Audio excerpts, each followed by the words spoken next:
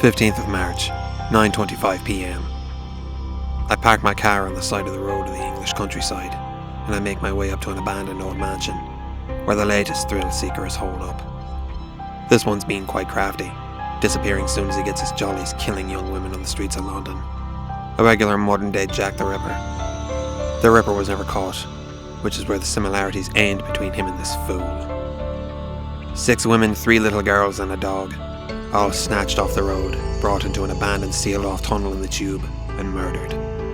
Each an otherwise different victim of a different background, grabbed at different times at night, and killed with a different murder weapon. The lack of a distinct pattern would have made it impossible to catch this bastard, were it not for his tendency to dump the body in the same place every time, on the floor of Waterloo Station.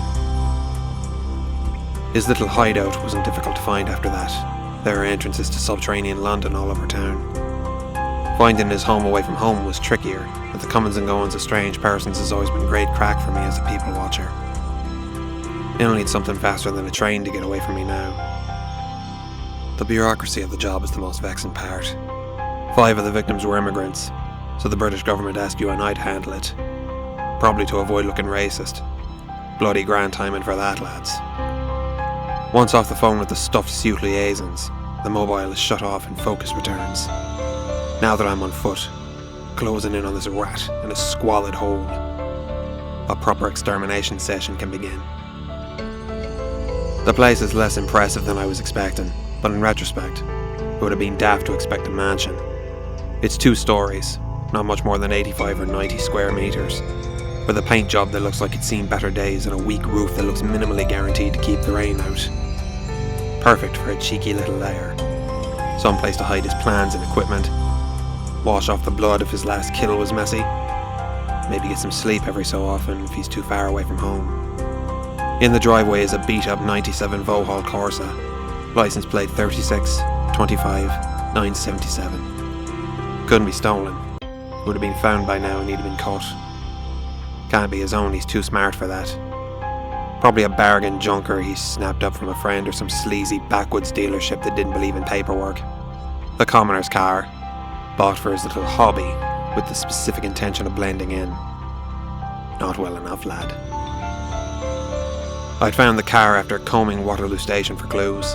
I'd stumbled upon something far more important than a scrap of cloth or a blood trail.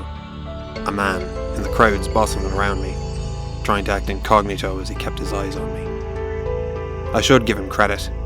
If it had been anyone else searching the tube, he might have kept a low enough profile to avoid getting caught. But this fella should have realised he was up against an inspector of the United Nations investigations. Otherwise he wouldn't have been so bloody obvious. He'd passed by me twice as I was looking, pretending not to and making like he was on about his business. Not a particularly good poker face, that one. Once I knew I'd had everything I needed, I made my way back to my vehicle. Or so he'd thought. Once he was comfortable that I was nowhere near finding him out, he'd made his way back to his vehicle. He wasn't nearly as subtle watching me as I was watching him. As I said, people watching is grand fun for me. The tricky part was tracking the vehicle after it left. Seeing the direction it left in until it faded in the distance was something any fool could do. Knowing all businesses and establishments on that road and which ones had CCTV, slightly less easy, but doable. Checking in with each business and seeing who has footage of a dark blue rubbish Corsa passing by between 5 and 6 p.m, and who'll lend said footage, was probably the hardest part.